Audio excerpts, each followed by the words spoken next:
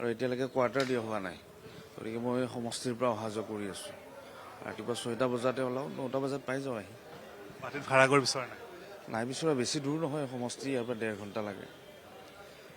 দেখিবলৈ পোৱা গৈছে যে কালিৰ দিনটোত, সোমবাৰৰ দিনটোত মন্ত্ৰী অজন্তা নেওগে নাৰী বন্ধন অধিনিয়মৰ ওপৰত আপোনালোকৰ সংকল্প প্ৰস্তাৱ উত্থাপন কৰিছে। আজিৰ দিনটোত বিষয়টোক লৈ চৰ্চা হ'ব, কি ক'ব বিষয়টো? আমি ভাৰতবৰ্ষত আমাৰ বেদতো উল্লেখ আছে যে ইয়াত্ৰা নাৰীস্তু পূজ্যন্তে ৰমন্তে তত্ৰ দেৱতা। এইখন দেশত মহিলাক সন্মান কৰা হয় আৰু মহিলাক আমি দেৱী হিচাপে জ্ঞান কৰোঁ।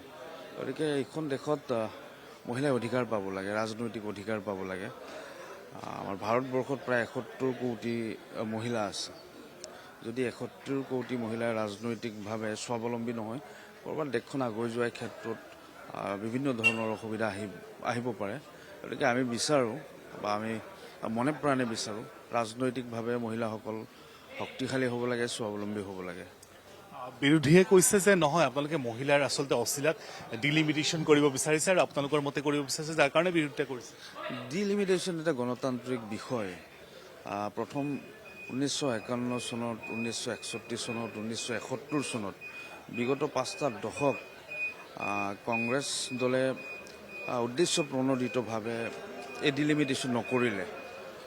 আৰ্টিকল 81 আৰু আৰ্টিকল 82 এই প্ৰভিজন আছে, যিটো নেকি আমাৰ লোকসভা ষ্ট্ৰাকচাৰ বা আমাৰ আৰ্টিকল 81ত মানে ইকুৱেল ৰিপ্ৰেজেণ্টেশ্যন, আৰ্টিকল 82ত ইকুৱেল ৰিএৰেঞ্জমেণ্ট, এইবিলাক বিষয় যিহেতু সংবিধানে প্ৰাৱধান আছে, সাংবিধানিক প্ৰাৱধান আছে, কৰাৰ অসুবিধা ক'ত?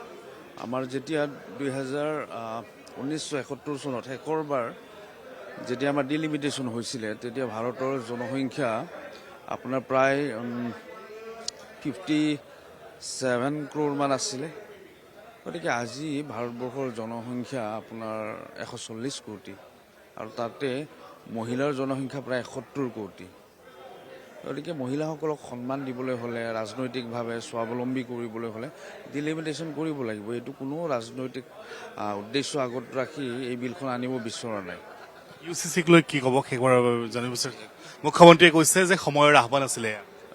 UCC সময়ৰ আহ্বান, সকলো মানে UCCৰ বিষয়ে মূল 4টা বিষয়ক লৈ পেলাই UCCখন মানে 4টা খুব গুৰুত্বপূৰ্ণ বিষয় আছে। পলিগেমি হ'ব নালাগে, চাইল্ড মেৰিয়েজ হ'ব নালাগে, আৰু লিভ ইন ৰিলেশ্যনৰ ক্ষেত্ৰত যাতে ৰেজিষ্ট্ৰেশ্যন হয় আৰু ল'ৰাই যিখিনি সুবিধা পায়, ঘৰৰ ছোৱালীজনীও সেইখিনি সুবিধা পাবলৈ ইয়াত এইখিনি কৰাত অসুবিধা ক'ত?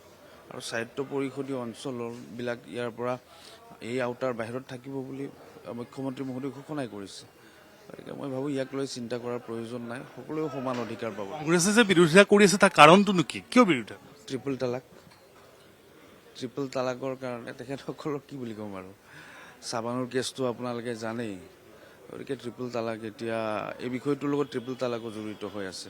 গতিকে তেখেতসকলৰ যিটো নেকি চাৰিয়া ল' আছে, চাৰিয়া লৈ বেলেগ কথা তেখেতসকলক শিকায় আৰু ভাৰতৰ সংবিধানখনক আন্তৰিকতাৰে ক'ৰবাত তেখেতসকলে মানে গ্ৰহণ কৰিব নোৱাৰে। আজি আমাৰ ইয়াতে অসম বিধানসভাৰ মজিয়াতে চাওক, কংগ্ৰেছ দলক কোনে প্ৰতিনিধিত্ব কৰি আছে? যিচাম ব্যক্তিয়ে কংগ্ৰেছ দলক প্ৰতিনিধিত্ব কৰি আছে, তেখেতসকলৰ কাৰণে সংবিধানখন গুৰুত্বপূৰ্ণ নহয়। যিখন মুছলিম যি নেকি ল', সেই ল'খিনিয়ে তেখেতসকলৰ কাৰণে অধিক গুৰুত্বপূৰ্ণ, আৰু সেইকাৰণে তেখেতসকলে UCCখন তুষ্টিকৰণৰ কাৰণে তেওঁলোকে হয়, একদম 100%। আমি বিচাৰোঁ যে এপিচমেণ্ট হ'ব নালাগে, appeasement for none, justice to all. তোষামোদ হ'ব নালাগে, এপিচমেণ্ট হ'ব নালাগে, সকলোৱে সমান ন্যায় পাব লাগে। আমি সেইটোৱে বিচাৰোঁ।